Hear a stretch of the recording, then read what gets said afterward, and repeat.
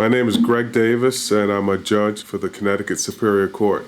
When I think about 250 years, I think about my association with the Hartford Public Library, which is just over 50 years, because I recently turned 60, and I grew up in the North End, just off of Blue Hills in Bowles Park. And there was the Blue Hills Library that we would walk up the hill and go to the library as a young person. And when I think about the library, I also think about the branches, because I had an uncle who lived on Baltimore Street, and whenever I went to his house, he took me to the Albany branch.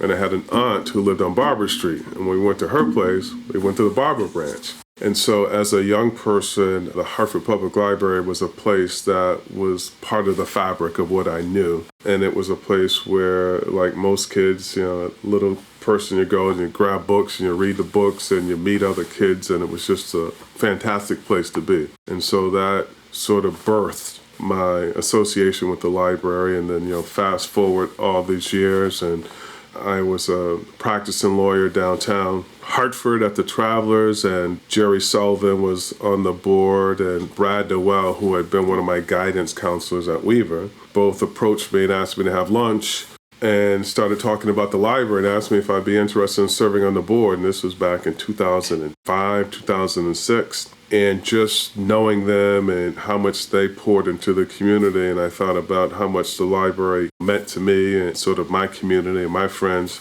it was a no-brainer. I was like, sign me up. And so I was very, very excited to join the board.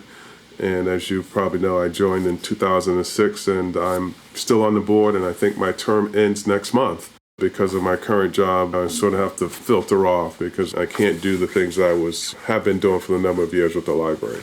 I tell people all the time that there were two institutions that really were fundamentally important to my upbringing, and that's the Boys and Girls Club and the Hartford Public Library. And without those two places, I think my course would have been much different. I don't want to say that I would have been a statistic. I don't think that would have been the case, but I don't think that the opportunities that presented themselves to me would have been available but for my association with the library and the Boys and Girls Clubs, and just sort of that guidance and the opportunity to sort of expand my vision beyond, Bowles Park and Blue Hills. And I thought that going to the library and reading and just getting into that expanded my dreams, my vision.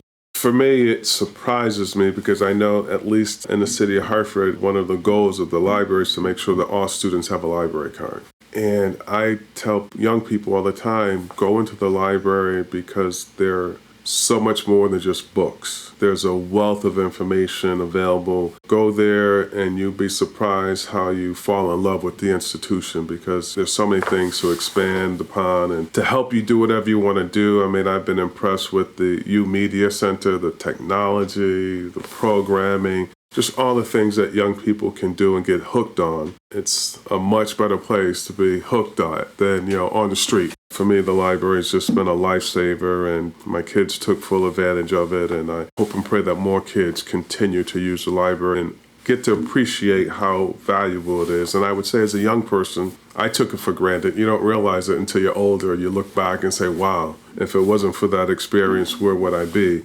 But I do think that the library is a lifeline to education, to learning, and to growing.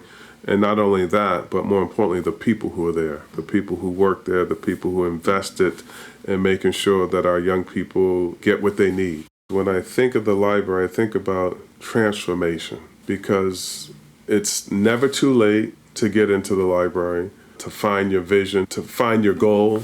And I tell people, keep an open mind when you go in there, because there are so many things. There are people who complain. I remember a couple of council members saying the library does too much. And I used to say, no, you can never do too much. In our community, we need more than. It should never be just enough. Power, transformation, and changing lives start in the library. And I think, particularly as a parent, it's great for you to bring in your young person into the library, and for your child to see mom or dad picking up a book, getting a DVD, doing research, applying for jobs, whatever it may be. But I really think in our community, I look at the branch system and people say, well, do you have too many branches? Like, no. And I know for myself as a kid that when I looked at the library, it was a big place to me. We didn't often go downtown to the main branch. It was the branch of my neighborhood. That was it. And so I think that when people have the opportunity, or they should take advantage of the opportunity to use the library, because first of all, it's free and there are so many resources, and the people who work within the institution are there to help and they want to help. And it's just a wealth of knowledge and information that is just always there. And if you want it, you can find it, whether it's for a job or for a hobby or to learn a language, learn to type. I think about my mom's best friend who passed a couple years ago, learned to use the internet at the age of 85 at the Hartford Public Library. And that blew me away. She's like, look, I'm going to the library because I'm taking a class on the internet. She had used the library in the past, but never really realized the resources that are available at the library. That's just a story, but there's so many more stories of how the library has impacted individuals and changed lives. I'm a community first person. I really think that the library is key to the advancement of the people in our community. And we need to take advantage of that. I think the schools should be partnering more with the library so that we're really pushing home how important it is. I hear people say, well, people aren't reading books as much today because it's all online. It's like, no, brother. Not in the city. You come into Hartford, folks, they can get online books, but I still want people to open up that book and smell the page and turn the page and fall in love with that. And it's just a tremendous opportunity. And I think about for our younger adults, I just say it's not too late. You can find your voice, you can find your vision, you can build your dreams, and they can start at the library. When I think about our elected officials, for me, it's about educating them, right? Because some of them, they know what the library does, they support it, but when you sit them down and do a 45-minute presentation about the bandwidth of all that the library does, they're overwhelmed, particularly our council members, because I think they're the ones closest to the community.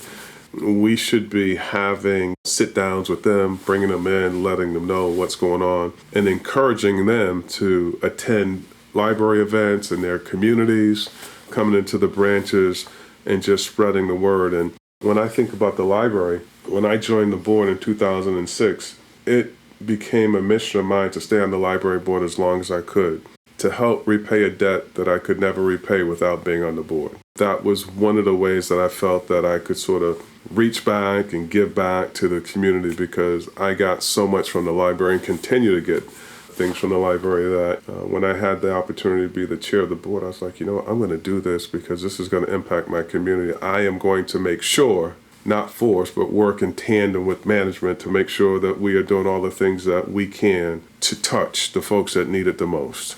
That's been very important to me, and I was just so happy when we brought in Bridget, because I thought that she had a vision that I thought was going to help Hartford grow. And when we opened the Park Street branch, I was so happy like a little kid, man, because it was something that was much too long in the making. And we're looking at expanding Albany and all these wonderful things. Many cities are not growing, or they're not expanding like we are in Hartford during these difficult economic times. But I give kudos to leadership and folks who know how much the library brings to the community, and so we're trying to grow it to make sure that folks, even if they don't know it, then we're sort of force-feeding, like, here it is, you better come, because if not, you're going to miss out. But I just think it's a tremendous place, and I think our elected officials, the more that we can educate them, I think it inspires them to sort of get the word out and get into the community, because it's a resource that the city invests a lot of money into, and it only makes sense that they are encouraging their constituents and others to take advantage of all the services that are provided at the library.